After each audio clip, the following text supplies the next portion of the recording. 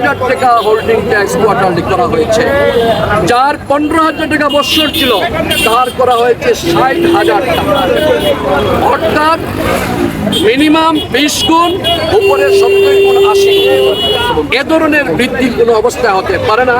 এই জন্য বলছি আমি সেটা শুভঙ্করের ফাঁকি, কারণ এই ধরনের বৃদ্ধির অ্যাসেসমেন্টের মূল বক্তব্যই হচ্ছে পিছনে যেখানে 60,000 করা হবে, আপনি যখন নেগোসিয়েশনের টেবুলে আসবেন তখন আপনি তো 40,000 অবশ্যই দিতে বাধ্য থাকিবেন, এবং যেখানে 40,000 করা হয়েছে তাকে 30,000 বা 20,000, অর্থাৎ মূল অ্যাসেসমেন্ট যেটা করা হয়েছে সেটাই অতিরিক্ত করা হয়েছে।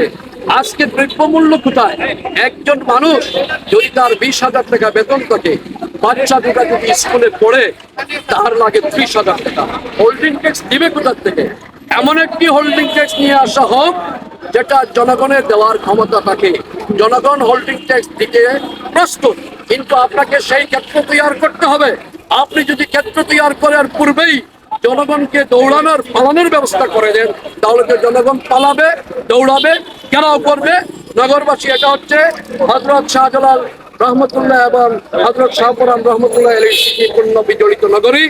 এই নগরীর মানুষ যখন ফুঁসে ওঠে তখন কিন্তু এই বিডিআর আন্দোলন থেকে দেখেন এবং সাবি আন্দোলন দেখেন কিভাবে করা হয়েছে। ঠিক তেমনি ভাবে আমরা অনুরোধ করব, আপনি এই যে হোল্ডিং ট্যাক্স অযৌক্তিক যেটা আরোপ করেছেন সেটা বাতিল করেন, নতুনভাবে হোল্ডিং ট্যাক্স আরোপ করে সহনীয় পর্যায়ে নিয়ে আসেন। আমরা সহ এই নগরবাসী হোল্ডিং ট্যাক্স দিতে প্রস্তুত।